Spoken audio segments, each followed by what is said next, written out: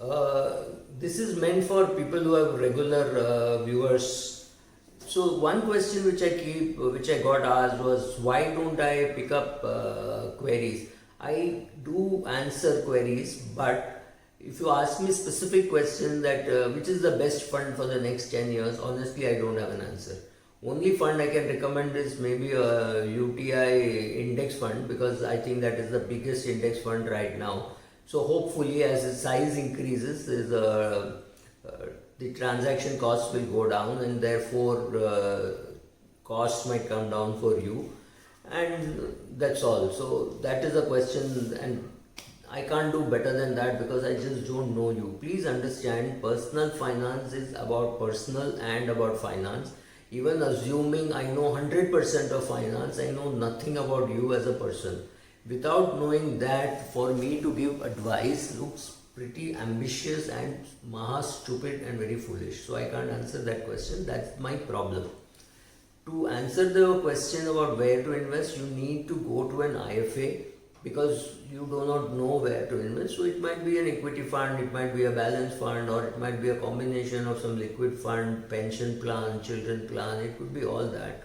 So that has to be, but I can give you some broad hints saying, if you are investing in equities, have a 10-year vision at least. Don't believe in this 1 year, 2 year, 3 year. I don't believe there is anything called a long term, short term. If you believe in long term, then it has to take 10 years.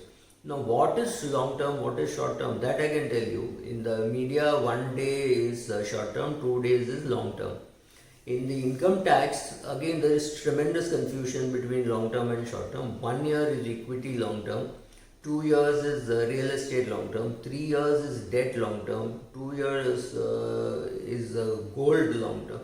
There is tremendous confusion, right? So I cannot get into what is long term, short term, but if you are investing in equities for creating wealth for your family in the long run, you should have 100-year kind of a vision for that fund.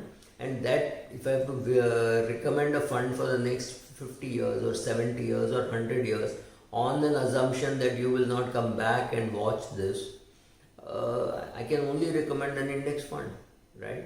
So therefore an index fund. Also, I think there was one more question. One girl had asked, which are the best books to read? That I can recommend. If you go to subramani.com, my blog, and you search for best books to read, there's a whole lot of books. Unfortunately, I have not arranged them in terms of which you must read, which is good to read, etc. So you will have to go through that and decide what you want to read.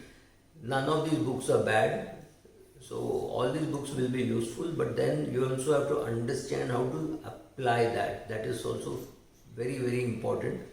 Just reading is of no use if you do not know how to apply.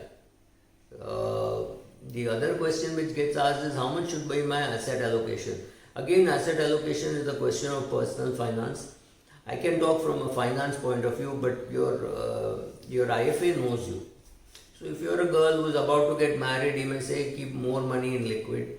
If you are a lady who has just got married and who is taking up a job, you might suggest very aggressive SIPs, saying, okay, you're earning so much, you can afford to put away so much, right? So it depends on each person, where they are coming from, and how well educated the IFA is, what is his background. Depending on all that, one has to answer. So completely not capable of answering such questions, and hence not taking up too many of your queries. Thank you.